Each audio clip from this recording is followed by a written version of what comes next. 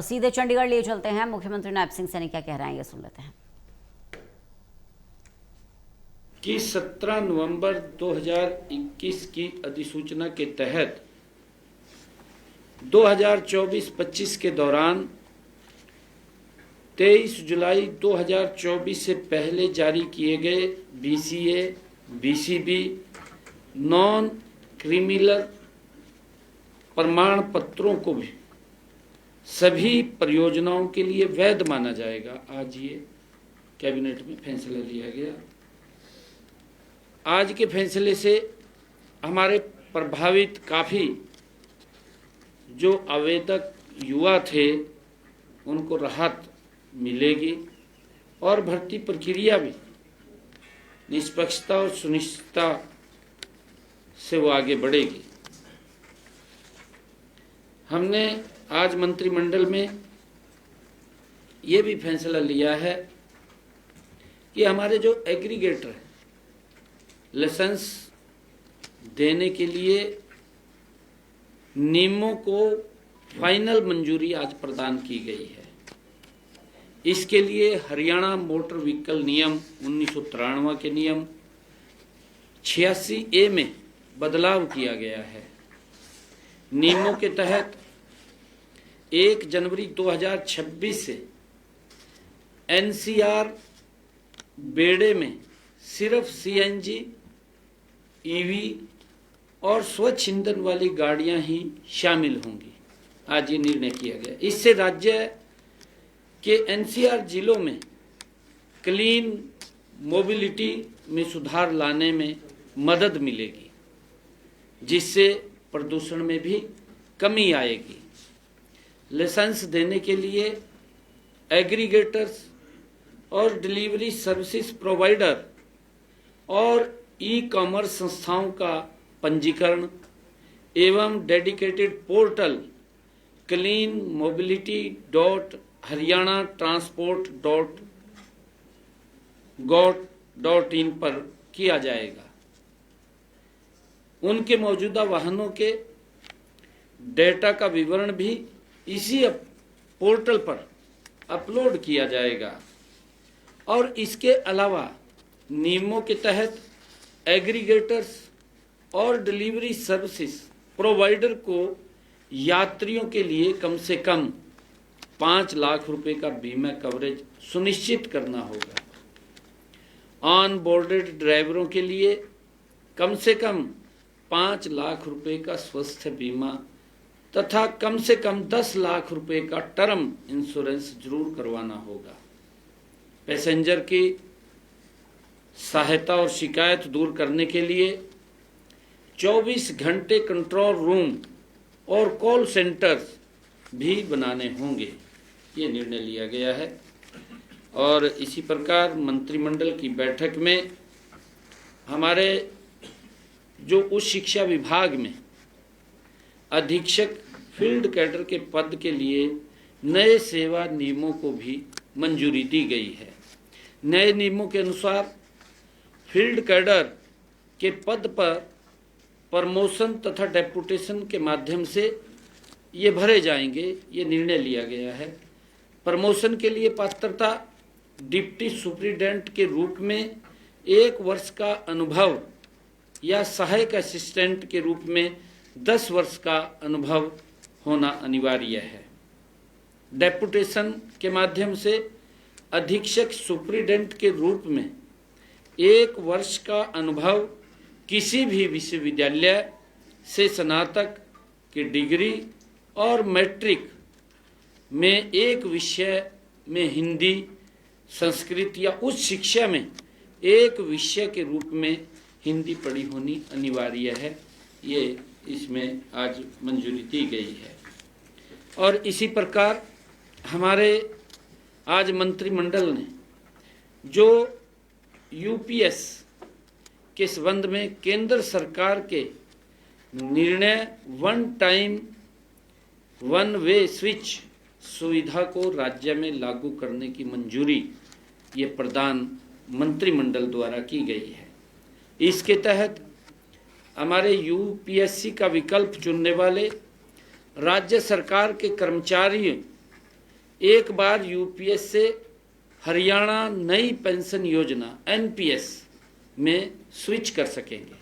आज ये निर्णय लिया गया है। कर्मचारी किसी भी समय स्विच सुविधा का उपयोग कर सकते हैं, लेकिन सेवानिवृत्ति से 1 वर्ष पूर्व तक ही इसका लाभ लिया जा सकेगा। निर्धारित समय सीमा में स्विच न करने पर कर्मचारी डिफ़ॉल्ट रूप में यूपीएस में ही बना रहेगा। दंड स्वरूप सेवा से हटाए गए या बर्खास्त या अनिवार्य सेवानिवृत्ति कर्मचारियों को यह सुविधा नहीं मिलेगी। आज मंत्रिमंडल ने जो अनधिकृत कॉलोनियों के नियमितीकरण को लेकर के बड़ा फैसला वो लेते हुए इन कॉलोनियों को विशेष नीति के दायरे में शामिल करने को मंजूरी दी है, जो हमारी औद्योगिक कॉलोनियाँ हैं। कम से कम 50 उद्यमी जिनकी इकाइयाँ कम से कम 10 एकड़ भूमि पर स्थित हैं, वे सामूहिक रूप से पोर्टल पर आवेदन करके इस नीति का लाभ ले सकेंगे। 3 अक्टूबर 2025 से पहले बनी ऐसी अनधिकृत औद्योगिक कॉलोनियां नियमितीकरण के लिए पात्र होंगी। इनमें सड़क, पानी, बिजली, अन्य बुनियादी सुविधाएं विकसित होंगी। कैबिनेट ने आवेदन प्रक्रिया के लिए विशेष ऑनलाइन पोर्टल बनाने को भी मंजूरी दी है। नई व्यवस्था में अधिकृत जो हमारे प्रतिनिधि भी उद्योगों की ओर से आवेदन कर सकेंगे। इस फैसले से राज्य भर के हजारों छोटे और मध्यम उद्योगों को बड़ी राहत मिलने की उम्मीद है। इसी प्रकार आज मंत्रिमंडल ने ग्रामीण अर्थव्यवस्था को मजबूत करने के लिए डेयरी फार्मिंग के प्रोत्साहन के लिए स्वयं सहायता समूहों को भूमि पट्टे पर देने की मंजूरी दी गई है। अब ग्राम पंचायतें हरियाणा राज्य ग्रामीण आजीविका मिशन के साथ पंजीकृत स्वयं सहायता समूहों और स्वयं सहायता समूहों की सहकारी समितियों को डेयरी स्थापित करने के लिए अपनी भूमि में से 500 वर्ग गज तक की भूमि पट्टे पर दे सकेंगी। यह पट्टा शुरू में 5 साल की अवधि के लिए दिया जाएगा और डेयरी के संतोषजनक संचालन के आधार पर इसे और 3 साल के लिए आगे बढ़ाया जा सकता है। शुरुआती में 5 साल की अवधि के बाद पट्टे की अवधि बढ़ाने के लिए संबंधित उपायुक्त पूर्व मंजूरी अनिवार्य होगी। और इसी प्रकार आज मंत्रिमंडल ने विकसित भारत के विजन के साथ विकसित हरियाणा बनाने के संकल्प को पूरा करने की दिशा में हमारी सरकार लगातार 3 गुना गति से कार्य कर रही है। पिछले 1 दशक में हरियाणा सरकार ने अपनी इंडस्ट्रियल स्ट्रेटजी को भी इस तरह बनाया है कि वह भारत को एक डेवलप्ड इकोनॉमी बनाने की राह में अहम योगदान दे सके। पिछले 5 वर्षों में हरियाणा ने एक अग्रणी औद्योगिक राज्य के रूप में अपनी मजबूत पहचान बनाई है। कृषि आधारित अर्थव्यवस्था से आगे बढ़ते हुए हरियाणा अब उद्योग, सेवाओं और वैश्विक व्यापार का प्रमुख केंद्र ये बना है। इस दिशा में आगे बढ़ते हुए हमने make in Haryana industrial policy 2026 तैयार की है, जिसे आज मंत्रिमंडल ने मंजूरी दी गई है। खास बात यह है कि इन औद्योगिक नीतियों को तैयार करने से पहले हमने नई दिल्ली में 22 और 23 अप्रैल को उद्योगपतियों व व्यापारियों से बैठकें की गई, ताकि उद्योगों के अनुकूल नीतियां बनाई जा सकें। इन बैठकों में हितधारकों से लगभग 109 सुझाव वो प्राप्त हुए। अधिकतर सुझावों को नीति में शामिल किया गया है।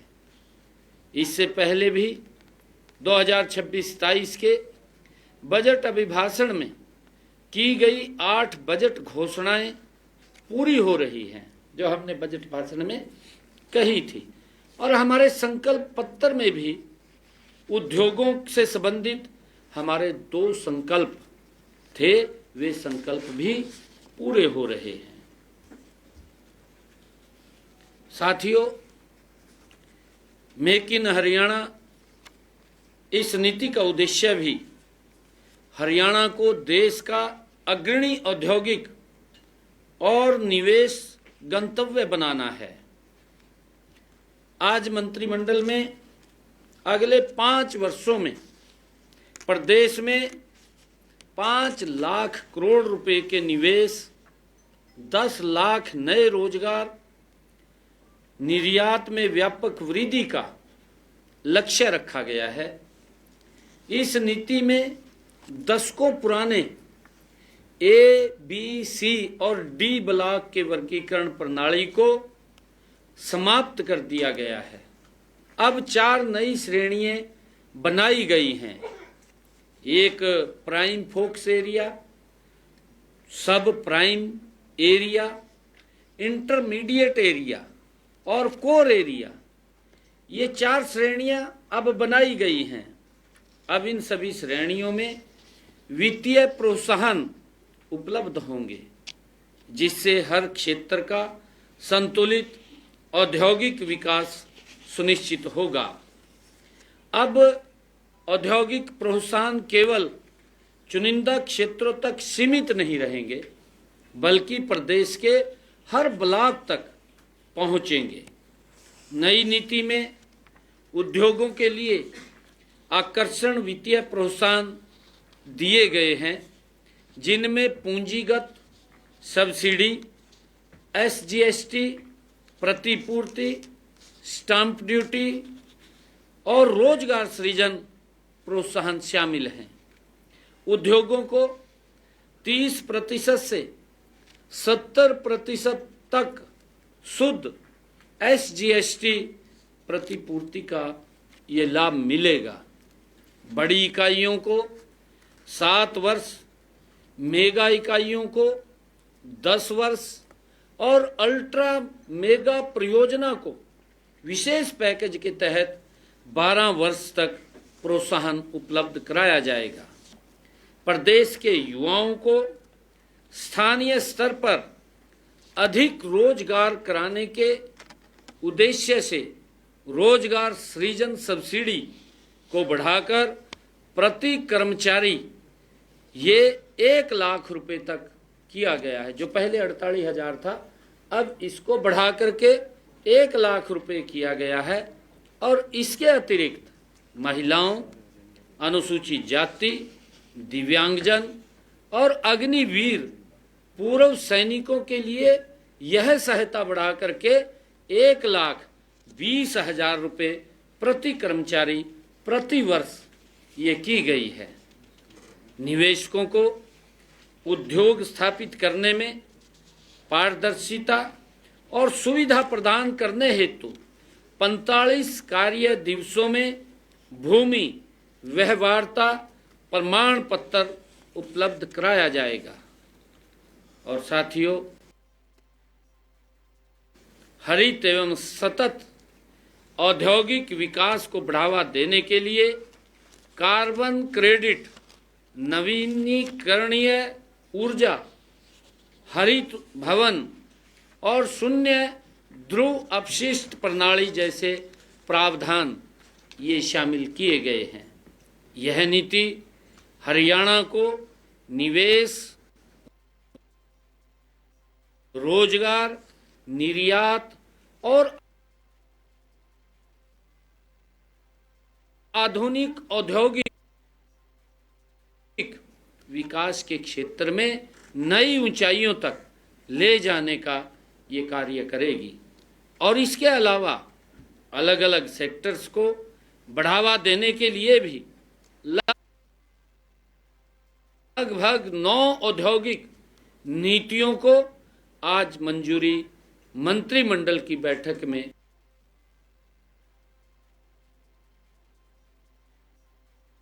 दी गई है। इनमें हरियाणा इलेक्ट्रॉनिक्स सिस्टम डिजाइन एवं मैन्युफैक्चरिंग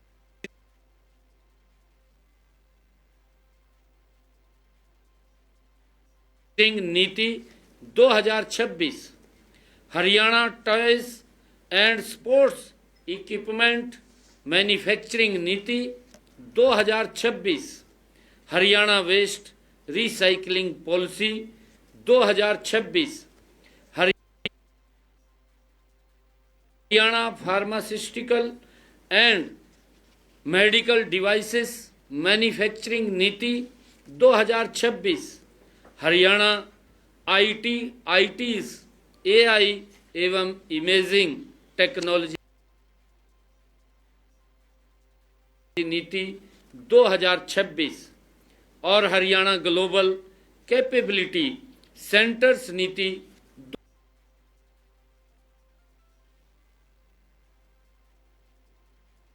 2026, हरियाणा एवीजीसी एक्सआर नीति 2026, हरियाणा डेटा सेंटर नीति 2026, हरियाणा एग्री बिजनेस एवं एग्रो प्रोसेसिंग नीति 2026 ये शामिल हैं। 9 औद्योगिक नीतियों को भी आज मंत्रिमंडल ने मंजूरी दी है। साथियों, सरकार का लक्ष्य हरियाणा को electronics, IT, AI, data centre, pharma, medical devices, AVGC, XR, खिलौना एवं स्पोर्ट्स इक्विपमेंट निर्माण जैसे क्षेत्रों का अग्रणी केंद्र बनाना है। साथियों, इलेक्ट्रॉनिक सिस्टम डिजाइन एवं निर्माण नीति 2026 के माध्यम से हरियाणा को देश का प्रमुख इलेक्ट्रॉनिक्स मैन्युफैक्चरिंग हब बनाया जाएगा। आईएमटी सोहना में 500 एकड़ में इलेक्ट्रॉनिक क्लस्टर विकसित किया जा रहा है। साथियों, फार्मास्यूटिकल एवं मेडिकल डिवाइसेस निर्माण नीति के तहत 10,000 करोड़ रुपए निवेश और 20,000 रोजगार सृजन का ये लक्ष्य रखा गया है। आईटीईज और एआई नीति 2026 के तहत गुरुग्राम में ग्लोबल एआई सेंटर और पंचकुला में एडवांस कंप्यूटिंग सुविधा स्थापित की जाएगी तथा 50,000 से अधिक युवाओं को स्किल ट्रेनिंग भी दी जाएगी। एनिमेशन, गेमिंग, विजुअल इम्पैक्ट्स और एक्सीडेंट्स रियलिटी जैसे रचनात्मक क्षेत्रों में निवेश, कौशल विकास, रोजगार के नए अवसर पैदा होंगे। एग्री बिजनेस एवं एग्रो प्रोसेसिंग नीति 2026 किसानों की आय बढ़ाने, फूड प्रोसेसिंग को प्रोत्साहन देने और ग्रामीण अर्थव्यवस्था को मजबूत करने की दिशा में महत्वपूर्ण कदम है। इससे हरियाणा में फूड प्रोसेसिंग उद्योग को बढ़ावा मिलेगा। इस नीति के तहत लगभग 5,000 करोड़ रुपए का निवेश तथा 30,000 नए रोजगार के अवसर पैदा करने का हमारा लक्ष्य है। इस नीति के माध्यम से बड़े पैमाने पर निवेश आकर्षित होगा, लाखों रोजगार के अवसर पैदा होंगे, हरियाणा विकसित भारत के विजन में अग्रणी भूमिका निभाएगा। साथियों, हमने मंत्रिमंडल ने हरियाणा अभिलेखागार विभाग ग्रुप बी सेवा नियम 1992 में संशोधन को भी मंजूरी आज दी है। सहायक निदेशक पद के लिए डिप्लोमा इन आर्काइव्स कीपिंग के साथ अन्य समकक्ष मान्यता प्राप्त डिप्लोमा को भी मान्यता दी गई है। अब डिप्लोमा इन आर्काइवल स्टडीज तथा diploma in archives and record management को भी पात्रता में आज शामिल किया गया है। अभ्यर्थियों के लिए मैट्रिक में हिंदी या संस्कृत का ज्ञान अथवा उच्च शिक्षा में हिंदी विषय का अध्ययन अनिवार्य होगा। संशोधन से विभाग में रिक्त पदों को भरने में सुविधा होगी, पात्र उम्मीदवारों को दायरा भी बढ़ेगा। और साथियों, आज मंत्रिमंडल की बैठक में औद्योगिक प्लांट्स के नियमितीकरण को लेकर भी निर्णय लिया गया है। पुनर्वास योजना के तहत पहले आर्थिक एवं तकनीकी परिस्थितियों को ध्यान में रखते हुए बड़े आकार के औद्योगिक प्लाट विकसित किए गए थे। पहले बड़े बड़े प्लाट थे। बदलती तकनीक एवं औद्योगिक परिस्थितियों के कारण बड़े औद्योगिक प्लाटों का पूर्ण उपयोग नहीं हो पा रहा था, जिससे छोटे प्लाटों की मांग बढ़ रही थी।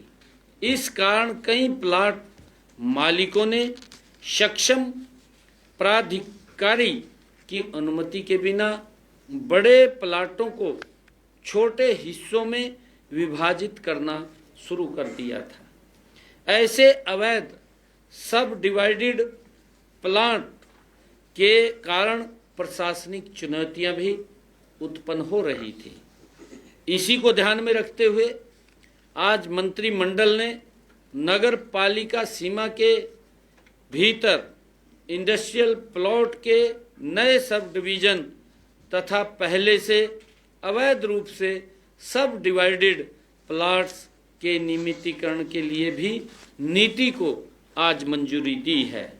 यह नीति उन इंडस्ट्रियल प्लॉट्स के मालिकों पर लागू होगी जो नए सब डिवाइडेड की अनुमति डिवीजन की अनुमति प्राप्त करना चाहते हैं तथा उन इंडस्ट्रियल प्लाट को नियमित करवाना चाहते हैं, जिन्हें पहले ही अवैध रूप से सब डिवाइडेड किया जा चुका है। नीति के अनुसार मूल इंडस्ट्रियल प्लांट का न्यूनतम क्षेत्रफल 1 एकड़ होगा तथा उसका संपर्क कम से कम 12 मीटर चौड़ी मौजूदा सड़क से होना भी आवश्यक है। ये निर्णय किया गया है। प्रत्येक सब डिवाइडेड तथा नए सब डिवाइडेड प्लांट का न्यूनतम आकार 500 वर्ग गज से कम नहीं होना चाहिए। इसके अतिरिक्त सभी प्लांट्स में हरियाणा बिल्डिंग कोड 2017 के प्रावधानों के अनुरूप परिसर के भीतर पार्किंग सुविधा उपलब्ध कराना अनिवार्य होगा। साथियों, मंत्रिमंडल ने हरियाणा लोक सेवा आयोग ग्रुप बी राज्य सेवा विनियम 1999 में संशोधन को भी आज मंजूरी दी है।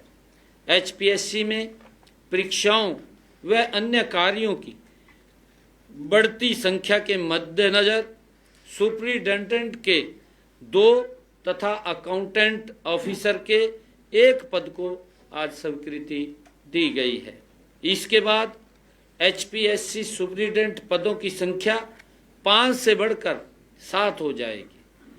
हिंदी की शैक्षणिक योग्यता से जुड़ा नियम भी बदला गया है। पहले 10वीं कक्षा तक हिंदी विषय में पढ़ाई अनिवार्य थी, लेकिन अब 10वीं कक्षा में हिंदी या संस्कृत में से कोई एक विषय होना या उच्च शिक्षा में हिंदी होना पर्याप्त माना जाएगा। साथियों, मंत्रिमंडल की बैठक में अमृतसर कोलकाता इंडस्ट्रियल कॉरिडोर के तहत हिसार एयरपोर्ट पर विकसित होने वाले इंटीग्रेटेड मैन्युफैक्चरिंग क्लस्टर के लिए स्टाम्प शुल्क एवं पंजीकरण शुल्क में छूट प्रदान करने का भी आज निर्णय लिया गया है। 2988 एकड़ भूमि के हस्तांतरण का स्टाम्प ड्यूटी और रजिस्ट्रेशन फीस पूरी तरह माफ की जाएगी। यह भूमि हरियाणा नागरिक उड्डयन विभाग द्वारा national industrial corridor development corporation limited को हस्तांतरित की जाएगी। इस फैसले से परियोजना पर लगभग 132 करोड़ रुपए का अतिरिक्त वित्तीय बोझ कम होगा। यह परियोजना हरियाणा में योजनाबद्ध औद्योगिकरण को नई गति देने का काम करेगी। साथियों, अमृतसर कोलकाता इंडस्ट्रियल कॉरिडोर से घरेलू और विदेशी निवेश आकर्षित होने की उम्मीद है। परियोजना से बड़े स्तर पर रोजगार के अवसर पैदा होंगे। हिसार क्षेत्र के आर्थिक विकास को और मजबूती मिलेगी।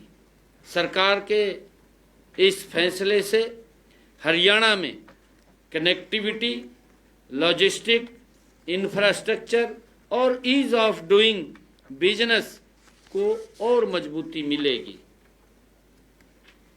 साथियों, मंत्रिमंडल की बैठक में food and drugs administration FDA विभाग में अतिरिक्त पद सृजित करने संबंधी रेशनलाइजेशन आयोग को सिफारिशों को भी आज मंजूरी दी गई है।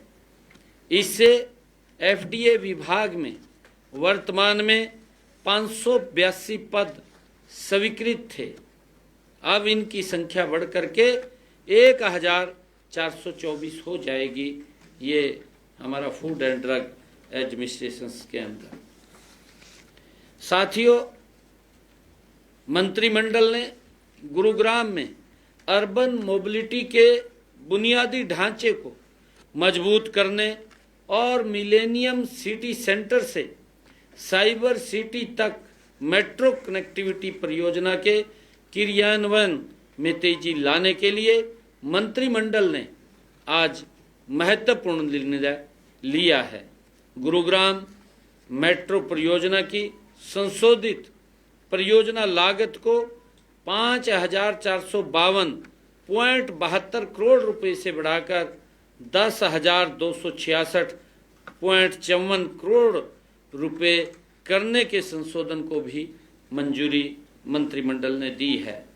मिलेनियम सिटी सेंटर से साइबर सिटी सेंटर तक 28.50 किलोमीटर लंबी मेट्रो कनेक्टिविटी होगी, जिसमें 27 स्टेशन शामिल हैं। साथियों,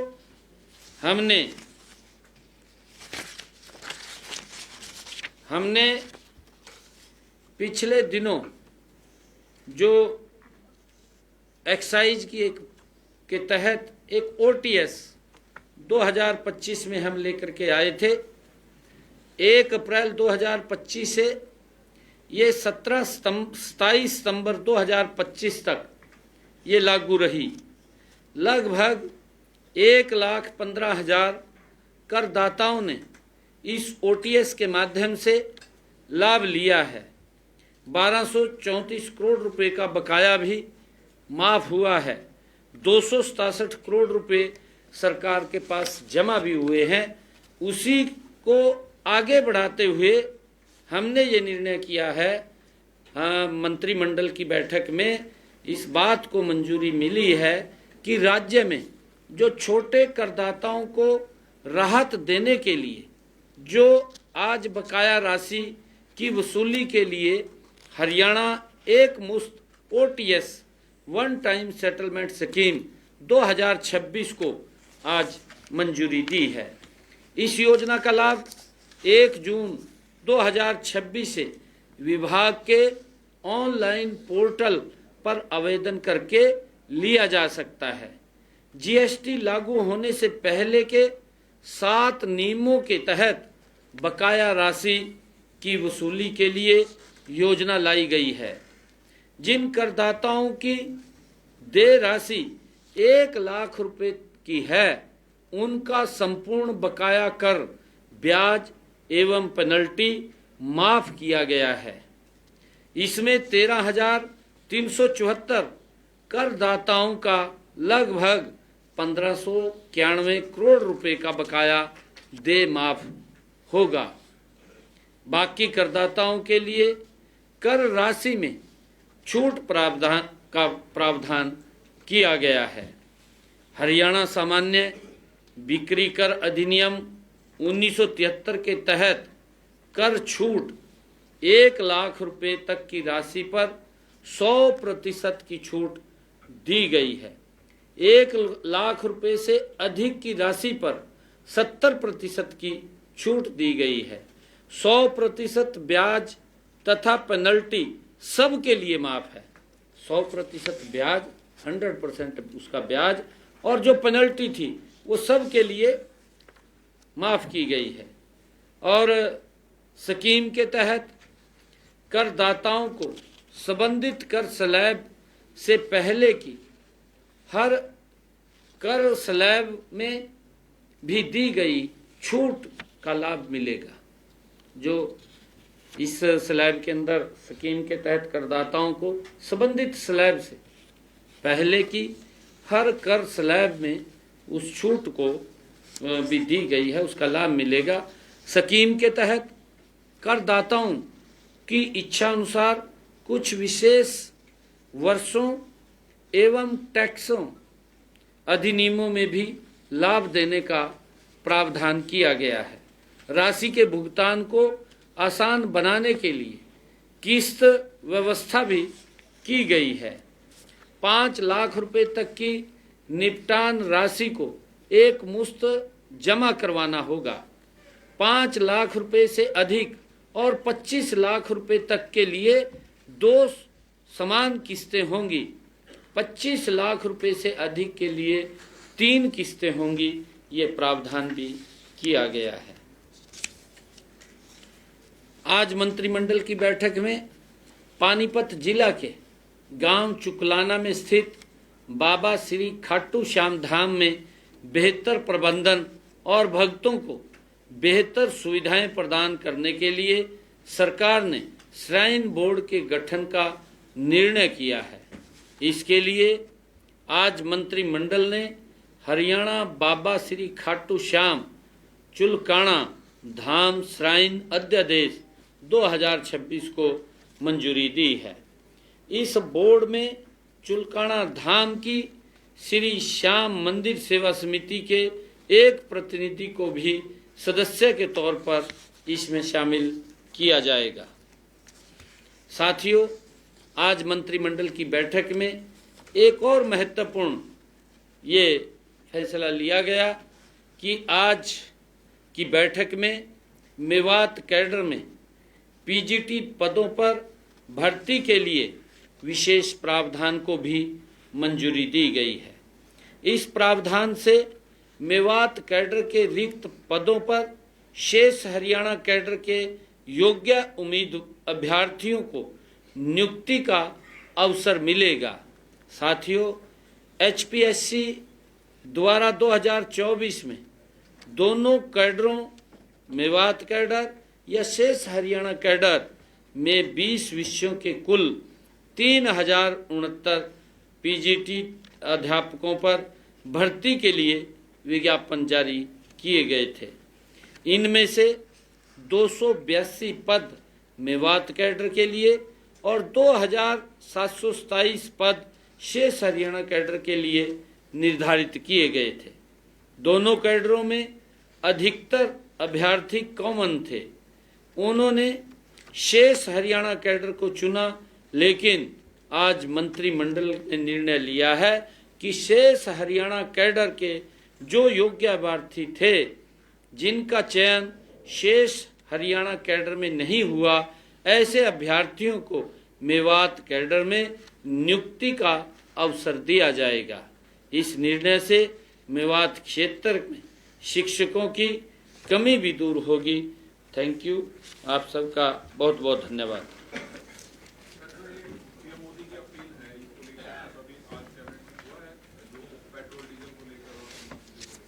ये पिछले दिनों हमने अधिकारियों के साथ बैठ करके इसका पूरा एक एसओपी तैयार किया था, जिसकी मैंने चर्चा भी प्रेस के अंदर की है। आदरणीय प्रधानमंत्री जी का जो विजन है, विकसित भारत, मजबूत भारत, सशक्त भारत, आदरणीय प्रधानमंत्री जी लगातार भारत विकास की ऊंचाइयों को छुए, क्योंकि आज मिडिल ईस्ट की ऐसी समस्या हमारे सामने आई है। उस बीच में आदरणीय प्रधानमंत्री जी ने जो अपील किया है, ये सभी भारत के हर नागरिक का कर्तव्य है कि हम इस अपील को पर मानते हुए इसको आगे बढ़ाने का हम काम करें। सर, क्या भविष्य में इलेक्ट्रिक व्हीकल जो मंत्रालय है और आपके सीएम की गाड़ियों को रिप्लेस कर सकते हैं, ताकि अगर भविष्य में ऐसी कोई आने वाले समय के अंदर बढ़ावा ईवी को बहुत भारी संख्या में मिल रहा है। आप लोग देख रहे हैं लगातार, अगर पिछले 2-3 सालों का ही आंकड़ा आप लोग देखें, बड़ी गति से ईवी गाड़ियाँ आज मार्केट के अंदर आई हैं, बढ़ रही हैं, और हम चाहते हैं कि ईवीज के ऊपर ज़्यादा लोग जाएं, जिससे पेट्रोल और डीजल के ऊपर निर्भर ना रहें। आदरणीय प्रधानमंत्री जी ने भी इसका आग्रह किया है कि हमें आत्मनिर्भरता की ओर गति से जाना है, विकसित भारत की ओर गति से बढ़ना है। जैसे हरियाणा का जो बाउंड्री है वो 100-200 किलोमीटर के अंदर है, तो जो आपके सरकारी विभाग है इनमें इलेक्ट्रिक व्हीकल वो करेंगे ताकि पेट्रोल डीजल का बजट नहीं कहा है ना, इसके ऊपर बताया है मैंने, पूरा डिटेल में बताया है मैंने। पेट्रोल डीजल से महंगाई की भी चिंता है कि और सामान जो इससे ट्रैवल होता है महंगा हो सकता है, सब्जियां है या माल ढोने का सामान है, कुछ और नहीं, देखिए, जब पेट्रोल डीजल के अंदर कहीं इस प्रकार की बातें आती हैं, परंतु मैं धन्यवाद करना चाहूँगा देश के यशस्वी प्रधानमंत्री आदरणीय मोदी जी का कि 11.5 वर्षों में जिस प्रकार से कांग्रेस ने उनके कार्यकाल में महंगाई बेलगाम हो गई थी, कोई अंकुश नहीं था, मजाक करते थे प्रेस के माध्यम में बैठ करके देश के लोगों के साथ, जिन्होंने वोट दिया था, मोदी जी ने उसके ऊपर बड़ा अंकुश लगा करके रखा है। आज तक जो गति से कांग्रेस के समय में महंगाई बढ़ी थी, इन 11-11.5 वर्षों में उस गति से नहीं बढ़ी है, क्योंकि जो मिडिल ईस्ट की समस्या आई है, ये चुनौती ये भारत की नहीं है, ये वैश्विक चुनौती है। और हम सब ने, आदरणीय प्रधानमंत्री जी ने जो अपील किया है कि सभी भारत के लोगों ने इसमें हमें सहयोग करना चाहिए, और जब हम मिलकर के सहयोग करेंगे तो इससे हम पार निकलेंगे। सर, ईवी को लेकर के कोई पॉलिसी आने वाली थी कि शायद उसमें रजिस्ट्रेशन फ्री हो सकता था, ऐसी चर्चाएं थी कि ईवी को लेके आज कैबिनेट में ईवी को लेकर के कोई पॉलिसी आने वाली थी कि रजिस्ट्रेशन फ्री हो सकता है, ऐसा कोई विचार आया था सर? उसमें सब्सिडी भी है? नहीं, अभी कोई ऐसा विचार नहीं है, परंतु उसके ऊपर हम काम कर रहे हैं, अभी काम कर रहे हैं। प्रधानमंत्री ने जो डीजल पेट्रोल वाला विषय काफी आपने खुद मंत्री ने अधिकारियों ने कर लिया है। एक उन्होंने कहा कि ऑनलाइन से मीटिंग हो, एक दूसरा एक उन्होंने कहा कि वर्क फ्रॉम होम। अभी तक शायद हरियाणा सरकार ने फैसला या चिट्ठी नहीं, मैंने उसी दिन ही कहा था। नहीं, आपको निर्देश तो नहीं जारी हुए ना कि अधिकारियों को? नहीं, हमने पूरा एसओपी हमारे चीफ सेक्रेटरी बैठ के बात होगी थी, वो जारी हुआ भी है सारा का सारा। उसके अंदर मैंने प्रेस के अंदर भी ब्रीफ दिया था पूरा मैंने। हाँ, वर्क फ्रॉम होम भी हम उसके अंदर करेंगे। 2 दिन करेंगे या 3 जैसे प्रधानमंत्री ने 2 दिन का, या तो कुछ राज्यों में 2 दिन का, 3 दिन का बोला है, तो हम क्या जैसे कोरोना काल हम हर उस विषय को अडॉप्ट करेंगे जिससे कि आदरणीय प्रधानमंत्री जी की जो कल्पना है वो पूरी हो, उसको लेकर के हम पूरे उसके ऊपर जा रहे हैं, काम कर रहे हैं। और इसको लेकर के हम नहीं, हमने हरियाणा के हर नागरिक से ये अपील किया है, हर व्यक्ति से अपील किया है। हम विपक्षी साथियों से भी अपील कर रहे हैं, क्योंकि ये समय राजनीति का नहीं है, ये सहयोग का समय है और ये चुनौती वैश्विक है। मैं ये कहना चाहूँगा विपक्ष के लोगों को, चलो कोरोना के समय में तो आपने राजनीति कर ली, कोई बात नहीं, परंतु इसमें ना करें। हमें वहाँ भी नहीं करनी चाहिए थी, क्योंकि वो भी वैश्विक समस्या थी और ये भी वैश्विक समस्या है। इसको समझना चाहिए। हर व्यक्ति हरियाणा का इस बात को समझ भी रहा है और उसमें अपना योगदान भी दे रहा है, ऐसा नहीं है। और जरूरी नहीं है कि कोई छोटा काम हो कि हम गाड़ी लेके जाएं, हम पैदल भी जा कर के कर सकते हैं, साइकिल पर जा कर के कर सकते हैं। हाँ, पब्लिक, और कहीं हमने बाहर जाना है हम ट्रेन से जा सकते हैं। ये हम इसके अंदर योगदान दे सकते हैं। तो सर वर्क फ्रॉम होम को कोई मैंडेटरी बनाया जाए, आप ऐसा कोई आदेश? हाँ बिल्कुल मैंडेटरी, क्योंकि हम उसके अंदर वर्क फ्रॉम होम के तहत जो कार्य है, 1 दिन है चाहे 2 दिन है, उसके अंदर हम घर पे बैठ करके करेंगे। और वर्चुअली हमने कहा भी है, मैंने अपने प्रेस को जो मैं ब्रीफिंग दे रहा था, मैंने उसमें भी ये बात कही है कि बैठकें जो हैं, बैठ के हम फिजिकली तब जरूरी हो, बहुत जरूरी हो तब फिजिकली करें, अन्यथा हमारे पास सारे सिस्टम हैं, वर्चुअली हम बैठक कर सकते हैं। इससे क्योंकि उस अभियान को एक मजबूती मिलेगी, गति भी मिलेगी। सर इसमें विस्तृत जो एसओपी है हम सप्लाई करते हैं। हाँ, वो सारा वो बना है। एक विषय कई दिनों से आपके ध्यान में लाया जा रहा है, कुछ विपक्ष के दलों द्वारा भी और कुछ आपके पास वैसे भी खबरें आती रहती हैं। आज INLD ने भी HPSC ऑफिस के बाहर एक धरना दिया है। एक बात ये बार बार आ रही है कि जनरल कैटेगरी की जो अनारक्षित सीटें हैं उन पे भर्ती बाहरी राज्यों की भी हो रही है। ये विषय क्या राजनीतिक है या ये मेरिट पे दिए जाने वाली बात को, प्रथा को आगे बढ़ रहा है, क्या विषय, इसको कैसे देखते हैं? देखिए, मैं आपको बताना चाहता हूँ, दोनों ही दलों ने, चाहे कांग्रेस है और चाहे INLD है, कभी भी मेरिट को प्राथमिकता नहीं दी। अगर ये लोग मेरिट को प्राथमिकता देते तो आज जो विश्वास युवाओं का बड़ा है, इनके समय में जो विश्वास गिरा था वो गिरता नहीं, वो विश्वास नहीं गिरता। माँ बाप का भी गिरा था, बच्चों का भी गिरा था, अभी पढ़ने से नौकरी नहीं मिल रही। अब क्योंकि ये सिस्टम है, HPSC का सिस्टम है और ये बाकायदा इसको कोई रोक भी नहीं सकता। अगर आप ट्रांसपेरेंसी लेकर के आना चाह रहे हैं तो इसके अंदर तो फिर बाहर से भी अप्लाई करते हैं बच्चे, ओपन है, सब करते हैं अप्लाई। उसके अंदर ऐसा नहीं है, ये तो राजनीतिक स्टंट है इनका। अपनी तरफ तो ये देख नहीं रहे, ये तो हाजिरी लगवाते घूम रहे हैं। या तो गलती हो, गलती बताओ भाई, कोई गलती हो ना वो बताएं। हमारे बच्चे उत्तर प्रदेश में लग रहे हैं, हमारे बच्चे पंजाब में लग रहे हैं, हमारे बच्चों में क्वालिटी है। हमारे बच्चे UPSC के अंदर कितनी ज्यादा संख्या में आ रहे हैं जी, सभी जगह जा रहे हैं, सभी जगह जा रहे हैं बच्चे। Thank you.